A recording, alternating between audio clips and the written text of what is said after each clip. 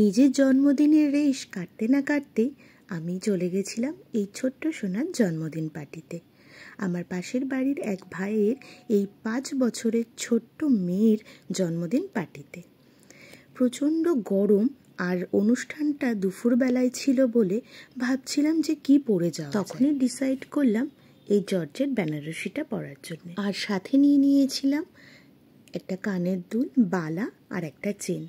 এইটুখানি just enough ছিল দুপুরের পার্টির জন্য। এবার চলো তাহলে রেডি হওয়া যাক। জানো তো আজকে রবিবার আর আমার মেয়েটা না পড়তে যায় 12টার, আর ফিরতে ফিরতে প্রায় 2টো বেজে যায়। কিন্তু আজকে যে ও কখন আসবে আর কিভাবে রেডি হয়ে নিমন্ত্রণ বাড়িতে যাবে সেটাই ভাবছিলাম। হয়তো ডিরেক্ট ও ওখানেই চলে যাবে। চলো এবার আমি শাড়িটা পরে আস্তে আস্তে রেডি হতে থাকি। শাড়ি পরতে তো আমার খুবই ভালো লাগে, তোমরা জানো, কিন্তু ক্যারি করাটাই হচ্ছে সমস্যা। আলটিমেট যে কতক্ষণ ক্যারি করে থাকতে পারবো এই গরমে সেটাই ভাবছিলাম। আমি একটা বালা পরে নিয়েছি হাতে, আর নেব একটা কানের দুল পরে। আচ্ছা, এই কানের দুলটা সম্পর্কে তোমাদের একটু বলি। এটা আমার মায়ের কানের দুল, আর সাথে টানাটাও মায়ের। আমার বাবা অনেক ছোটোবেলাতে মারা যায় যখন আমার প্রায় 9 বছর বয়স, আর সেই বছরই আমার মায়ের 10 বছরের অ্যানিভার্সারি ছিল। সেই অ্যানিভার্সারিতে বাবা মাকে এই কানের দুলটা বানিয়ে দিয়েছিল।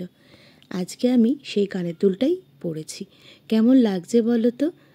আমি কিন্তু রেডি হয়ে গেছি, আর একদম কোনো মেকআপ করিনি, কারণ এত গরমে রাস্তায় বেরোলে সব মেকআপ কিন্তু গলে জল হয়ে যাবে। চলে এসছি, এবার চলো ভেতরে যাওয়া যাক। হলটা যেহেতু ছিল এসি, তাই ভেতরে গিয়ে কিন্তু কোনো অসুবিধা হবে না।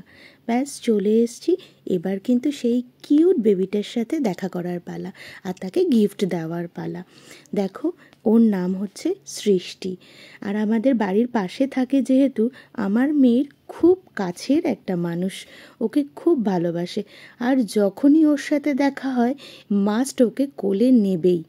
দেখো, ও দিদির কোলে উঠে ভীষণ মজা, আর ওকে খুব ভালোবাসে। আর আমার মেয়েও সৃষ্টিকে ভীষণ ভালোবাসে। ওদের মধ্যে আলাদা একটা বন্ডিং।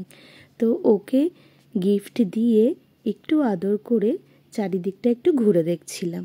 আর যেহেতু প্রচণ্ড গরম, তাই খাবার দাবার খাওয়ার আগে একটা সফট ড্রিঙ্কও খেয়ে নিয়েছিলাম। এখানে আইসক্রিমেরও কাউন্টার ছিল। তো একটু এখানে সবার সাথে গল্প গুজব করে তারপরে আমরা খেতে যাব। জানো তো, কুহু যেহেতু পড়া থেকে এসছে, এর জন্য না ও একটুও রেডি হতে পারেনি, একটুও সাজগোজ করতে পারেনি।